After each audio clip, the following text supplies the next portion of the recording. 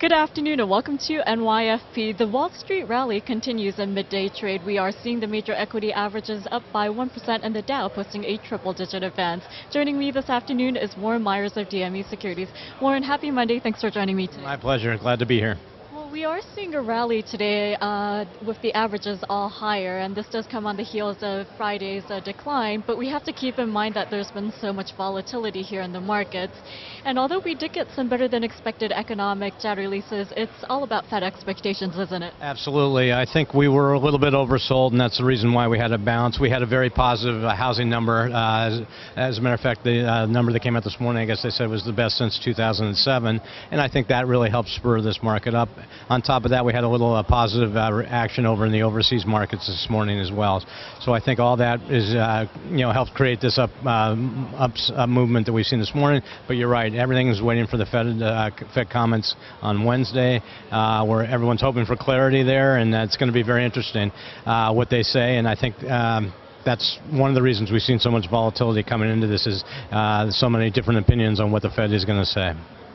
And Warren, if we break down the agenda for the Fed, they start off their two-day meeting tomorrow, and we get the rate announcement on Wednesday afternoon at 2 p.m. Eastern Time. We also get the Fed forecast and Ben Bernanke addressing the press in a conference.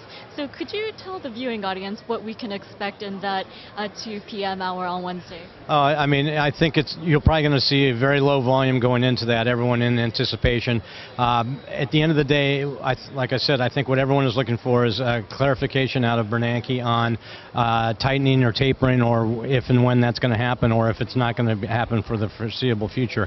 Up until then, if he answers questions or states that the Fed is going to stay status quo on their QE policy and not do anything new, I think that'd be very positive for the equity markets. If he says, though, that they're going to possibly taper if the economy improves, I think that's going to send a little bit of a negative shockwave through it. So you're going to see a lot of anticipation going into that low volume. Markets will probably be relatively flat going into that, and then you're going to see some potentially very wild swings as he answers questions as well as he makes a statement. So it's going to be a very interesting afternoon. Well, we'll keep an eye on what happens heading into that meeting, as well as what happens during and after the Fed meeting. But I do want to get your take on what we're seeing globally. We've been getting mixed economic data releases and some downgrades in terms of the IMF forecast. But are there geopolitical concerns that you're also keeping in mind? Well, I think probably the biggest area outside the United States is China, the second largest economy, and there's been some rumblings that economy is slowing down and not going to grow to expectations that they've been doing over the last few years. And like I said, as the second largest economy, that can have a nice ripple effect, positive or negative, depending on how they're doing. So that is where my main focus is. Europe is Europe, and Europe's going to have, because it's so many different countries, a lot of internal issues popping up now and again, but they seem to be, handling them okay, and I think you're going to see improvement in the way that they handle any things that pop up going forward, and I think that'll be very positive for Europe in general, that they're going to if their economy is not moving along, they're going to do what the United States has done and really pump money into it.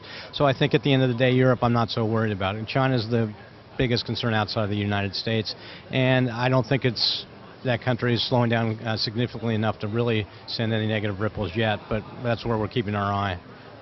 And Warren, before I let you go, I know you watch the S&P 500 futures, so what levels are you watching in the near term? Let's see where we're. It's on the futures. It's 1637 right now. I think 1642, 1645 on the upside would be a great level to hit today. I don't know if we're going to quite get there.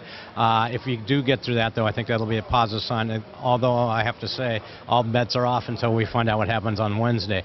On the downside, I think you can drop back to 18, 20 points that were up today, and that's going to be your support level. So that would put us at about 1619 on the futures as well. So those are the two levels.